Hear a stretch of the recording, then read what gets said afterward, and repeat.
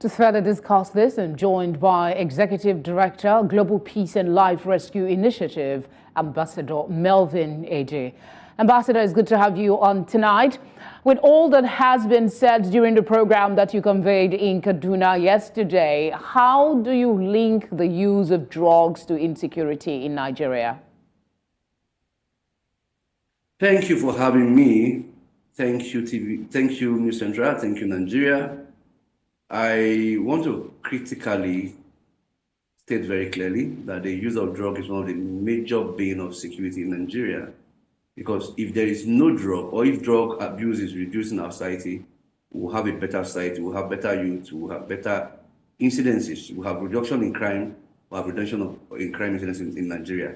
Because there's nobody will naturally kill human being as it stands today with the level of barbarism that we see on the street, level of barbarism we see the bandits operate, level of barbarism we see attackers of communities operate with his clear eyes. Drug is one of the major factors propelling insecurity in Nigeria. And until we tackle the root cause, which is drug, sometimes we have some aiding factor like the ethno-religious, land issues, chieftaincy issues, and economic issues as part of the problem. But one of the reasons why youth react, one of the reasons why youth take laws into their hand is the abuse of drugs.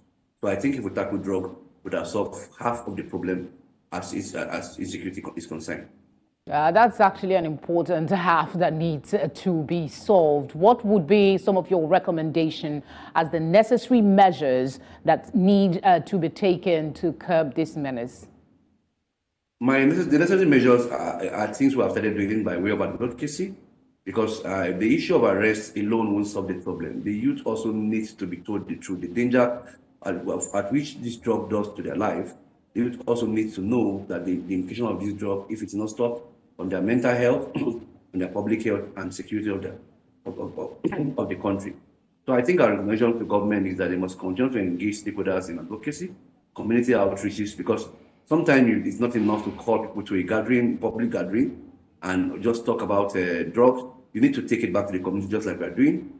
We are going to inaugurate these clubs in our schools, in our churches, in our mosques, and every public forum where we have people talking about drugs, speaking about the dangers of drugs. And for those people who are affected with these drugs already, we are providing a platform for them to be rehabilitated in our country. So my recommendation to government, the government must take the issue of drugs seriously, because it's one of the major issues.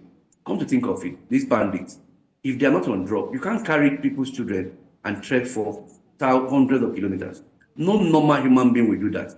You can't just enter into a community and kidnap young people. They're not on drugs. So they live on drugs, they survive by drugs, and drug is one of the major factors causing insecurity in Nigeria. So the issue of drugs must be prioritized, the NDLEA to be strengthened, the welfare of the officers needs to be improved so that they can fight this drug to stand still. If you fight drug in Nigeria, we would have solved major part of the Nigerian insecurity.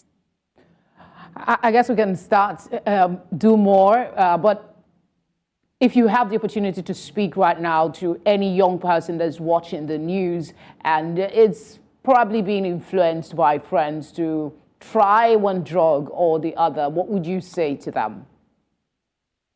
I will advise them to stay off drug because it's actually dangerous to his mental health first. Secondly, his spiritual health. Thirdly, his personal well-being. I will advise him to stay off drug. I will advise him to look for an alternative.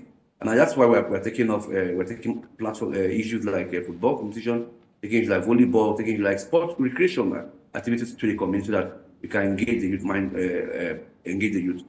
The excuse some of these youth gave yesterday was that they are idle, and that's why they do drugs. So we're trying to see how we can engage the youth to see how they will stay off drugs. So if I meet a youth today that is drug infected or a youth that is taking drugs today, I will simply tell him to stay off drugs by telling him what drug would do to his health. Because if you continue in this drug, you're never going to have that future you yearn for. You're never going to make up the president tomorrow if you're not careful, because you may even get mad or get out of your mind before you get to that level where you become responsible. Nobody draws drug and people take him serious. So I would advise them on the dangers of drug, and they need to stay away quickly. Ambassador, thank you for speaking with us and the work that you do. Thank you for having me.